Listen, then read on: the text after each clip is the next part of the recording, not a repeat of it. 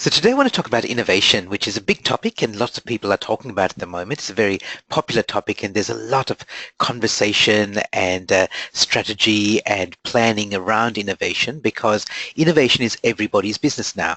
It's not something that is just done by an R&D team. It's not just something that's done by a separate branch of your organization. Everyone is responsible for innovation, especially if you're a business owner yourself or you work in a small business, but also it's very true in larger businesses as well. So today I want to give you some ideas about how to innovate. And it is a huge topic, but I want to give you some really at least 3 practical ideas that you can go away and put into place in your business. So let's start off talking about innovation by looking at how do you deal with change, because innovation is all about change, and innovation is about creating change, but it's also about responding to change. And you can see here the title of this slide says, how did you deal with change? And what I'd like you to do is think about an event that happened recently in your business or in your organization or within your team that you had to deal with, something that changed or some change that you created. So whether it was a staff member leaving, a staff member joining, a new product or service in the market, a new competitor, something had to change in some software, you did some sort of upgrade, you switched from PC to Mac or Mac to PC, something like that. Just think about that and just write down for yourself, so not publicly and don't share it with me, how you dealt with the change. That may be very simple, like, staff member left, you might say, okay, employed somebody new, or put out an ad on Seek, something like that. Okay, so just write down for yourself what you did to deal with change. And I just want to record that for yourself at the moment, because I reckon there are 5 ways that people deal with change. And let me explain that with an example. So there's an example of change that's going on all the time that's happened recently, fairly recently, is that everybody is on their mobile phones all the time. And businesses and everyone in society has to deal with that. Let me show you how 2 cafes dealt with that differently. So one cafe, which is a cafe in Terrigal, or just north of Sydney, the manager there got upset. He got sick of people being on their phone while he was trying to take their coffee orders or try to chat with them while they were being social. And so he put this sign up on the cash register, 50-cent surcharge if you're on the phone at the counter. It's rude. So that's one way of dealing with that change. Here's another way. This is my local cafe here in Leederville in Perth. This is Nino, who runs a cafe, and he had the same issue that people were coming in there on their phone all the time, and he had a different solution. So he teamed up with the team at Rewardle, and he set up this little app with a little scanner, so that it's like a coffee loyalty card. You can use your phone to register rather than getting a stamp on a little card. You can even load it up with credit, so you don't have to carry cash around with you. And now, if you got your phone, it's very easy to earn credits and then get free coffees later. So these are 2 people who kind of face the same situation, and they dealt with them in different ways. So what about you? Which of these would you have chosen? In fact, which of these 5 different options would you have chosen? So let me go through these 5, and I'd like you to think about that scenario that I asked you to consider for yourself, where you had to deal with change recently. Which of these 5 categories did you fall into? So category 1 is to ignore the change, and I hope you're not doing that, because if you do that, then you'll fall behind. You might survive for a very short time, but you'll fall behind. If you want to give yourself a rating, give yourself a -10 for that. Okay, and again, don't share this in the question box. This is just privately for you to do. The second thing you can do is to resist the change. So resisting the change is what that cafe in Terrigal did. Said something has changed, it's upset the status quo, and I want to get back to the status quo. So what can I do to prevent that change from affecting me? So I don't ignore it, but I find some way to resist it, to get back to the way that things were. I don't think that's good. It's not as bad as before, but if you score yourself on that, just give yourself a -1, because it's not as bad as a -10 of ignoring it, but it's still not that great. The next 3 are more positive.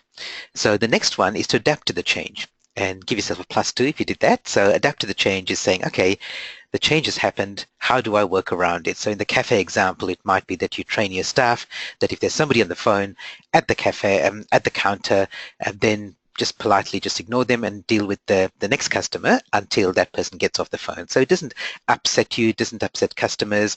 It's just your way that you adapt to it or you manage the change. Number four, which is even better, is to embrace the change. So this is saying, okay, some changes happened. Wow, that's really good. Here's an opportunity to do something. And that's what Nino at Juggler did. He said people are coming in with their phones. Rather than seeing that as an annoyance or something that we need to manage, let's see that as an opportunity. And by using Rewardle, then he gets customers' details. He can send out special offers to them. They're more loyal because they load up credit on their phone and they come back there over and over again, and so on. So he sees it as an opportunity. So that's embracing the change, and give yourself +5 if you did that. And the last one is, best of all, is to lead the change. So you actually create the change. So rather than responding to it, you be the person or the organization or the team that leads the change. Okay, and in that case, give yourself a +10. So in the cafe example, that might be that you, whether the people like Apple and Google who created the mobile phones, they're the ones who are leading the change there, and then everybody else is responding to that change. Now, that's a really big global example, but I'm sure there are situations where you led the change, where you created the change that happened in your business, rather than waiting for it to happen and then responding to it. So just got a quick poll for you here. So you look back at that scenario that I gave you, that you had a situation where change happened, or you made change happen. How do you deal with it? So I'm going to show the poll here, and the way that the poll works for people who've never done it before, very simple. I'm going to launch the poll. It's completely anonymous, so people can't see, other people can't see. All you do is pick one of the answers, and just be honest here. Just how did you deal with that change that you were that came about in your business, or that you created? I'm just curious to see. I've done this with a number of people, and the numbers at the moment I can see. Okay, we've got 70% of people have voted. Yeah, okay, great. Everyone's voted, so thank you for voting so quickly. Let me show you what people said. And this is typical, by the way. This is quite common. So, yeah, look, 80 is generally like 80-20. Occasionally we get some people who say, yeah, no, I ignored or resisted it, but this seems pretty typical. So most people, when they come across change, they manage it or adapt to it. They manage it, adapt to it, figure out how they can work their way around it, not necessarily to go back to status quo, but they don't necessarily see change as an opportunity. They don't necessarily embrace it. So I hope that you will, by the end of this webinar, have some ideas for how you can not just manage or adapt change, but embrace it and maybe even create change, because the people who create change and lead change actually have a huge advantage over those who don't. So when we talk about innovation, innovation is about change, and that's why I spent a little bit of time starting off talking about change. So we're going to talk about, like, innovation, as I said, it's a really big topic, but I'm going to talk about how to create the space to innovate in your business, in your team, in your organization. And broadly, we're going to look at three things. So first of all, give yourself and your team permission to innovate. Then create a focus for your innovation, because innovation happens best when it has a focus. It's not just completely unrestricted creativity, because you want to have it with a practical outcome as well. And finally, create the time. And when I say time here, I'm talking about resources in general. We'll talk about time, money, and people when we get to that point. So we've got these three things that we're going to cover. I'm going to give you a practical example of how to do each one of these three things. So the first bit was, we've already talked about how well you deal with change. Let's look at some practical things that you can do now in these three areas. So let's start with the first one, which is giving yourself permission to innovate. And when I say yourself, it's not just you, it's you and your team, and if you're a business owner, your entire business. How do you give yourself permission to innovate? And what I mean by permission, it's very simple. I mean, permission is simply saying, remember, this is all about creating space to innovate. So giving yourself permission just means not filling up your diary so much that, and your calendar so much that you've just got no headspace to innovate. So permission is about giving yourself the environment to come up with new ideas. Let me show you what I mean by that. So new ideas can come from anywhere. So I want to ask you, and I'm going to ask you in a couple of minutes, to write in the question box where you come up with new ideas. So don't do that just yet. Let me give you some examples, and then I'll leave it for you to write down your answers as well. Okay, so where can you get new ideas? Let me tell you, last week when I was traveling to Melbourne to speak at a conference, my Uber driver the taxi from in the getting from Perth from my home to Perth Airport, my Uber driver was asking me what I do, and I like chatting to Uber drivers. And so he said, "What do you do?" And I said, "Oh, I'm a conference speaker." And he said, "What do you speak about?" And I said, "Oh, well, in general, I speak about the future." He said, "Oh, you're a futurist. That's really interesting." And I thought that was interesting because not a lot of people still say, "Okay, you're a futurist." But I thought that was very interesting. And then when we stopped at some lights, he pulled out from under his seat this book, and he said, "Oh, this is a book that I'm reading at the moment. It's called What Should We Be," and you can see it here, "What Should We Be Worried About?" And it's real scenarios from leading thinkers around the world. It's really a really good book if you want to think about the future and you want to look at some of the big issues that are facing the world. And I was just really impressed. And I come across some really great Uber drivers. I enjoy having conversations with them. Investment bankers who are doing this, teachers, retired teachers, and now this guy who's just an immigrant from Colombia who came here 10 years ago, and he's driving Uber full-time, but he's really interested in futurist topics, and he's borrowed this from the library, and he's reading this in between his rides while waiting for passengers. And I thought that was interesting for a couple of reasons. So one is, obviously, he is somebody who found the time in his busy schedule to do something about thinking about the future, and that for him is going to generate new ideas for him. The other thing for me is that I like interacting with Uber drivers in particular, but other people that I meet, because that also gives me an opportunity for finding new ideas. Okay, so that's the point here. There's two things that both of us in that engagement, in that interaction, got some value from it because we both got the chance to generate new ideas. So let me show you 6 places that you can find new ideas. And these are pretty broad and there's some overlap between them, but I wonder which of them you're doing.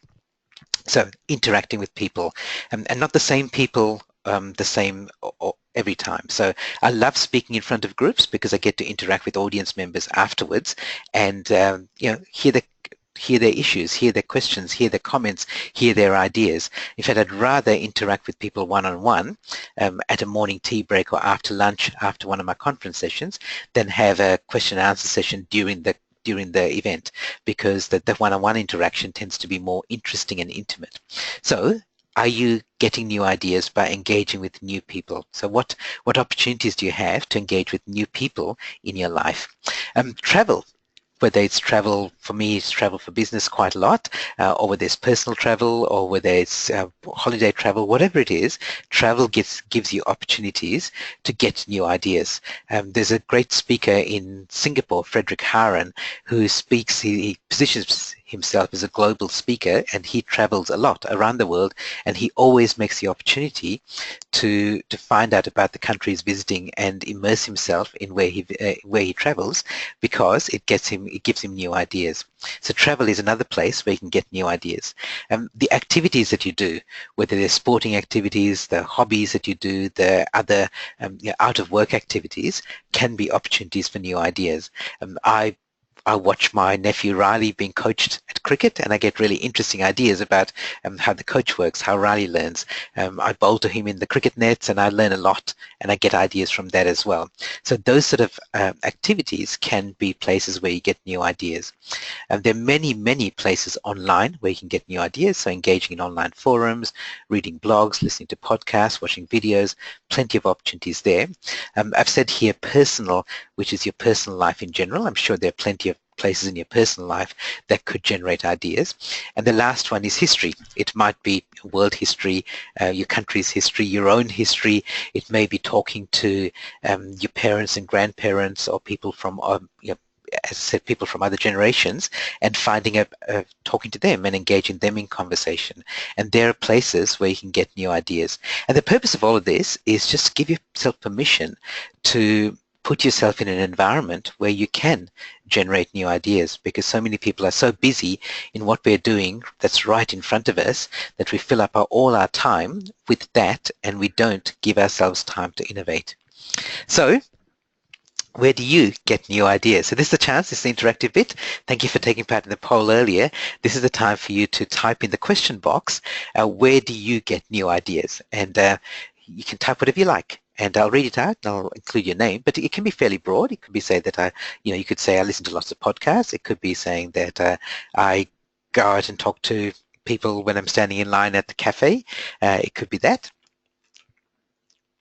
Let's see. Okay, so someone says walking. Mark says walking. John says online. I'd like to know, John, online specifically, what do you do? Lauren says mostly online. Travel Managers Conference. Yeah, great. So conference is a great place to do it. Sharon says Twitter feed. Yeah, Twitter is really great for that because Twitter does tend to be, I mean, you choose who you follow, but it can be, you get random ideas from interesting people. Lauren says webinars. Good. I hope you're getting it from this one, Lauren. Great. Yeah. Yeah, like operators and peak organizations. Yep.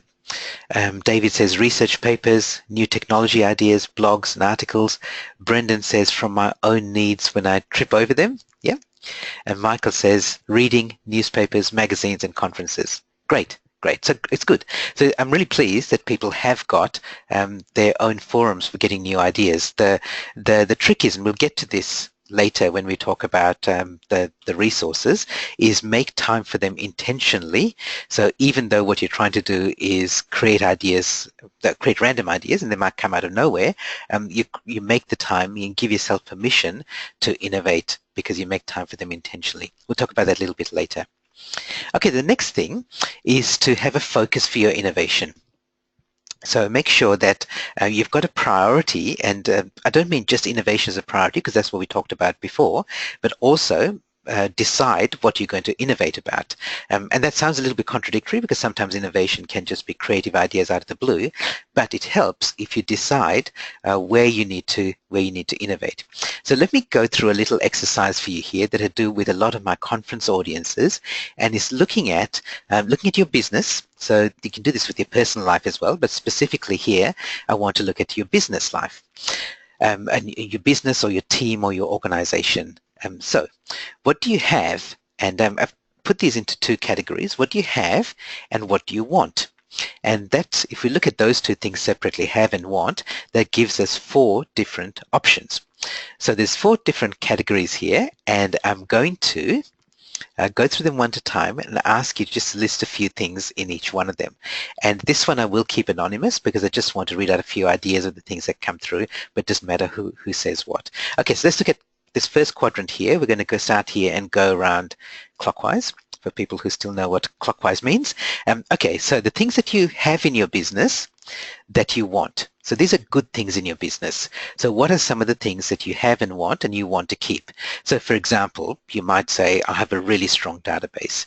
You might say, I have a really strong, so for myself, I've got a really strong professional conference speaking business. I want to improve it, but it's pretty strong at the moment. So as I'm talking about these things, please type in the question box what you have and that you want. So good things that you've got, you might have a really strong staff. You might have a really strong support network. You might have a really well-placed office. You might have your really strong referral partners. Okay, so what am I seeing here coming through? Database and niche knowledge base. Yep. Modern software programs, specialized IP, intellectual property. Great. Okay, what else? Knowledge, really strong knowledge, free downloads and other content, excellent database, a good reputation, a history with clients. Great, good. Thank you for that. All right, let's stop with that one. Let's move to the next one. The next one is the things that you have that you don't want. So these are things that are a bit of a burden to you. They're a bit of a nuisance. So you might have a difficult staff member. You might have a long-term lease in an office that you can't really break. You might have whatever it is. You might have something that isn't serving you well. So you have it, but you don't want it. So these are sort of things that you want to remove. Type some of the things that you've got.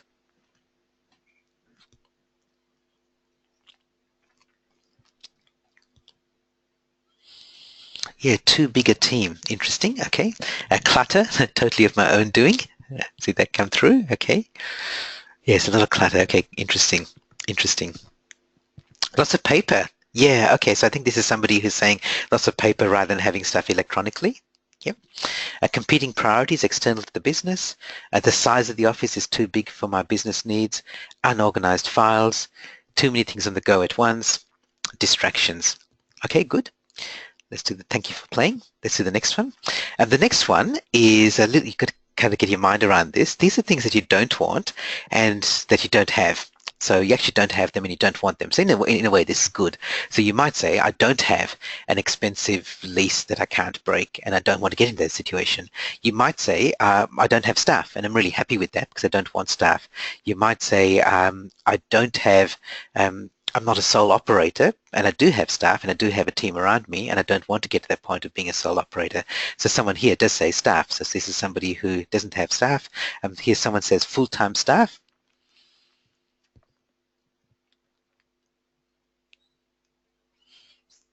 Okay, so those are the two that have come in so far. Don't have permanent staff, a big office. Okay, good opposition or travel to place of work. Yeah, okay, so again, these are things that you don't have. Big overheads. Yep, good. So this is useful to know, right? So even though these are things that you don't have, it's useful to know that you want to keep avoiding them. And the last one is, what do you not have, but what you want? So these are things that you want to get.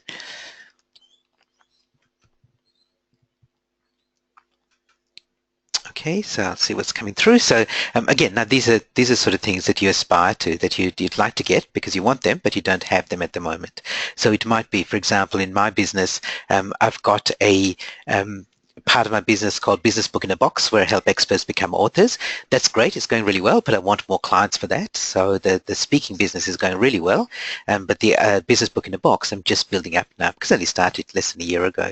Okay, what do I have here from people?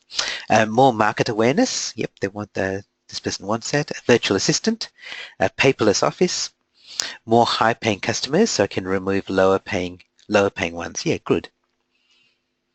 Corporate clients. Online course, more clients, regular income, better systems, good.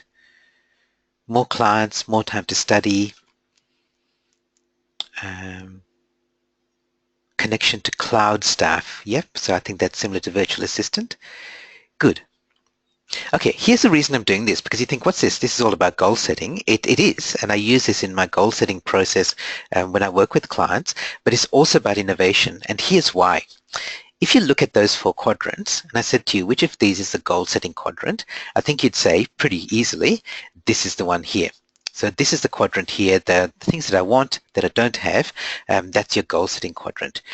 Now, if you look at the other 3, and I said to you, which is a quadrant that highlights the risks or threats to your business? I wonder which one you'd say. I'm not going to run a poll here. I'm not going to ask you to type in the question box. But if you just think of that, which of these 3 are the things that are possibly the biggest risks or threats to your business, and therefore the places where you should consider innovating the most, it's this one here. It's the things that you want and that you have, the really positive things in your business, the strengths in your business are also your biggest risks. Because, and it sounds counterintuitive, but the reason for that is that the things that you have that are doing really well for you serve you well, but they also can be barriers to, and they can be blinders to doing even better. So if you've got a really strong database, and in fact somebody else said the word reputation, and a strong reputation with your network and clients, then you may be a little bit more wary and reluctant to try new things because it could damage that reputation. Whereas if you didn't have that strong database and you had no reputation, then it doesn't matter. It's like one of the reasons that Apple has done so well recently was because it started off with a very, very small market share in the PC market compared to Microsoft. And therefore, they could do radical things because they knew that they were not going to upset 90% of the world because Microsoft had that huge market share. Now it's turned around the other way. So Apple, with the Macs and iPhones and iPads in particular, that whole system has got such widespread adoption that it's hard for them to do something that breaks it because there's going to be a big backlash, and there often is. And you see this in many, many examples that the strengths that you've got in your business can also be your biggest weaknesses, or if you like, threats. So think about if you've got stuff that is working for you really well, then maybe that's an area where you really need to innovate. In other words, if it ain't broke, then rather than go, don't fix it, you go, if it ain't broke, break it. And in fact, that's not original from me. I read this book it was published in 1991, and I read it in the early 90s when I was a manager for a small software company, and I was reading everything that I could about management and innovation. And this book, Robert Kriegel wrote this book, and I think it's still relevant now, 25 years later, when you're looking at innovation. Think like a startup. If you didn't have that strength, what would you do differently? And then figure out whether it's worth breaking what you've already got. So think about that. So what will you break in your business? So I saw this, I started a web design business almost 20 years ago now, and I could see the writing on the wall for web design. At the time it started, it was really good. Lots of people wanted web design. Web design was difficult, complicated, required sophisticated expertise, and I could see that it was getting easier and easier and better, and I knew that running web design the way that I used to wouldn't work in the long term or even in the short term. And so I kind of broke my own web design business because I started running workshops where I'd say build your website in 2 days, and we charge about a third or a quarter of the cost of building a website for a client, and I teach them how to do it themselves in 2 days. Last year in the eGurus membership site, I ran a webinar for members showing them how to build a website in an hour. So all of this is kind of breaking that web design business that I had, but I knew that it was one of my strengths, but I needed to break it because if I didn't, somebody else would. Okay, so I'm giving you a chance now to type in the question box. I will keep this anonymous. What do you think that you've got as one of your strengths that you might be willing to break? And remember that this is you're not committing to anything. You're not making a commitment here to me or to anybody else. Write down whatever else you think. Whatever you think. What do you think is working really well for you, but could be holding you back, and that you're willing to consider breaking? So go back to that list of strengths in that top quadrant of want and have, and think about, okay, that could be a real strength for me, but what if I didn't have that? And this is a way to think about it. Rather than going, what do I need to break? Think about, if I didn't have that great database, if I didn't have that reputation, if I didn't have really modern software, what would I do? So another example on a slightly smaller level while you're thinking is if you've got a website and it's been around for a while, then it probably needs an overhaul. In fact, if it's been around for longer than 5 years, it probably needs to be taken out of the back and shot and start again from scratch. So think about that. So if the way to think about it is, if I didn't have a website, what would I do? And then you start thinking very differently than thinking, given that I've already got a website, what do I need to do to it? Okay, so a couple of people have made comments. I'm going to keep this anonymous. The current client appointment system. Yep, okay, so that's something that they want to get rid of. Working from home is a strength that they want to get rid of. Let go of low-level clients. Yeah, so that could be one. Yep, because a strong client base, but maybe not all of them are worthwhile for you. And what's new? Website. Yeah, based around social media connections, perhaps overly committed to old ideas and philosophy and set in my ways. Okay, good. Good. So again, people who said things like they've got knowledge or they've got expertise, again, those things are great, but again, they could be holding you back. So for example, another thing for me, which is a big thing, which I'm not willing to compromise on, but could be if for some other people, is the fact that I live in Perth and I love it. And I don't plan to move from there. I've got commitments here, my partner's here, and she's got 2 kids here, so that's not going to change. And even if that wasn't the case, I wouldn't want to move from Perth. However, I know that if I was in Sydney or Melbourne, my speaking business in particular would be much easier to build and grow and to operate. So that is one thing that I love, that I want and have, which I want to keep, which is living in Perth. However, if I didn't have that, and if I didn't have that choice, then I'd have other choices about building other parts of my business.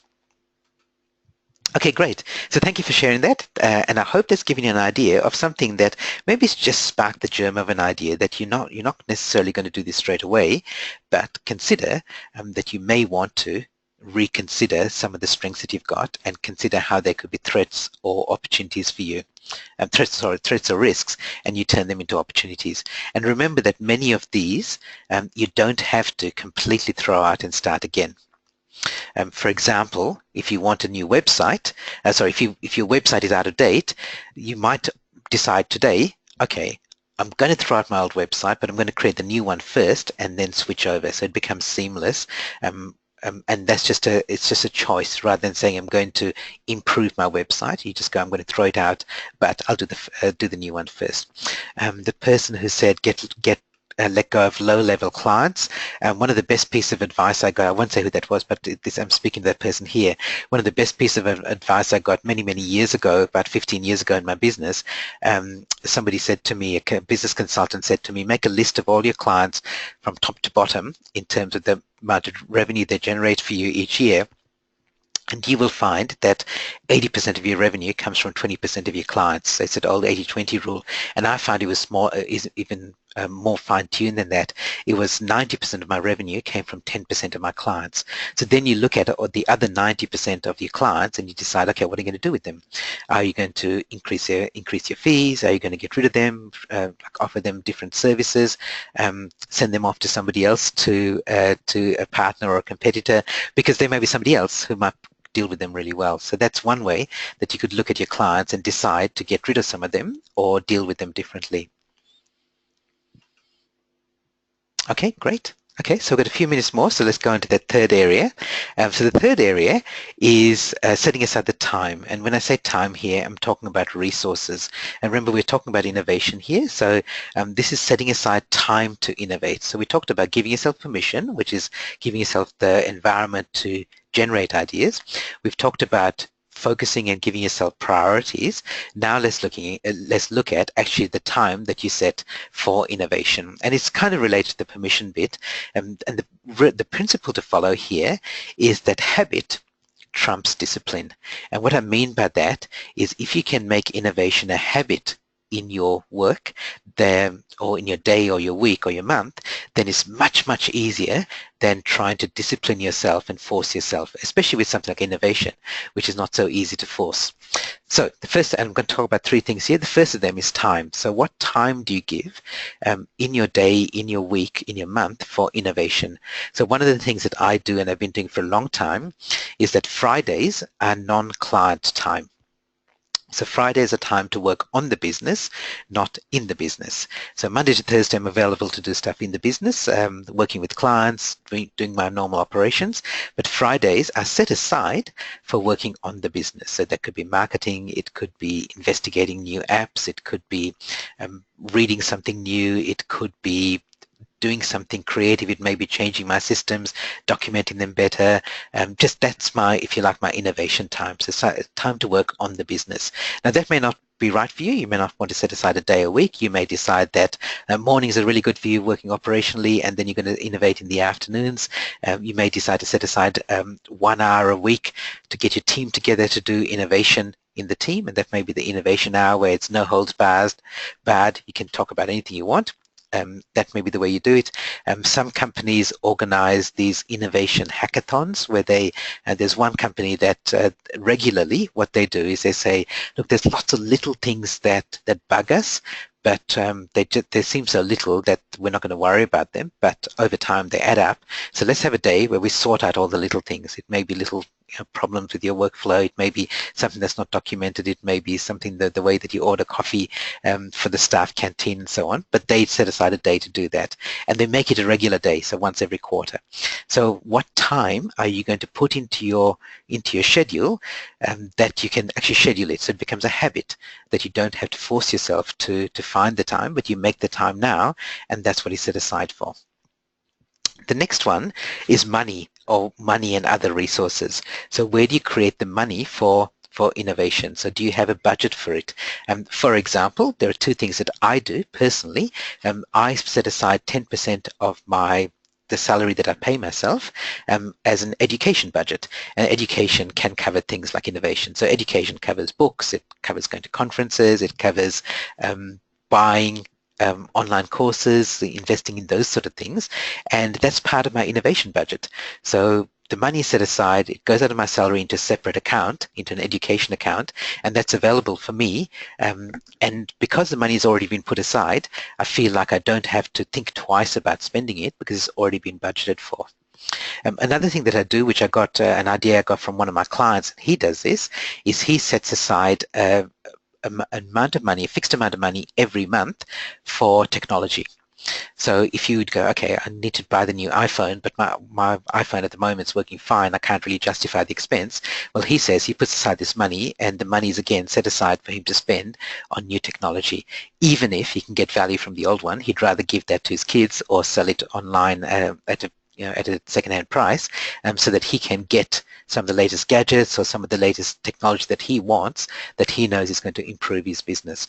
So what are you going to do? Are you going to have, and again, because it's a habit, are you going to have a habit that you set aside money for innovation, education, upgrades, whatever you think you need? Because if you don't set the money aside, then you've got to make a decision every time you want to spend the money.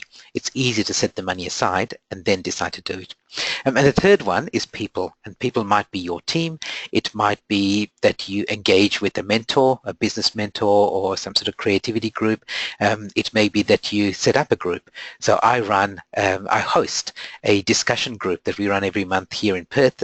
We call it the Fit for the Future discussion group, and every 3 months we pick a different theme and we discuss whether it's generally based around books or online courses. So we're just about to start one now, but I think there are a couple of people here on the webinar who are part of that, who are going to be part of that group, where we meet every month, we pick a book of the month and we talk about that topic. So because it's set, I know I have to read a book every month.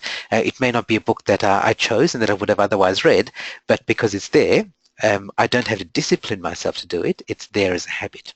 Okay, so which of these things would you do? I'm not going to ask you to share here, but I'd like you to think about the principle of making innovation a habit rather than something that you have to think carefully about and find the time to do. Okay, so just any questions or comments on that? I've got some comments coming in here, so I'm very happy to read them out. So Mark says, habit trumps discipline. I like it.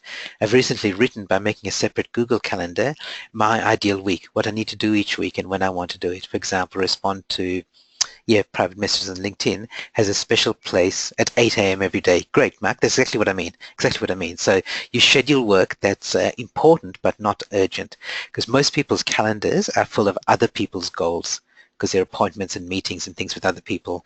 Make time in your calendar for your own goals as well, and specifically today for your innovation goals. Okay, any other comments? Don't see anything yet. Oh yeah, okay, comment here about difficult to assess which experts are really experts. Yep, okay, that was responding to a previous comment about, I think, about expertise. Okay, good. So I hope you got value from today's webinar. I'm running a couple of webinars. So we covered these 3 things here about giving yourself permission, setting a focus, and creating the time and resources for it. I'm running a couple of webinars coming up in November, which is called the Innovation Kickstart webinar series. I run this a couple of times a year, and it goes into some of these ideas in more detail. So we'll look at even more practical examples of how to actually innovate in your team, your business, and for yourself. This coming up in November, the 8th and the 15th. So it runs there's 2 webinars in the series, and there's a little bit of extra additional work that you can do in between as well. So I'll give you some practical help along the way. It does cost money, but if you're an eGurus member, it's available to you as part of your membership. So if you're not an eGurus member, then go to gihanperera.com and you can register. It's just $97 for the 2 webinars. Even if you can't attend on both those days, you get the recordings anyway afterwards and some other resources that will help you with your innovation.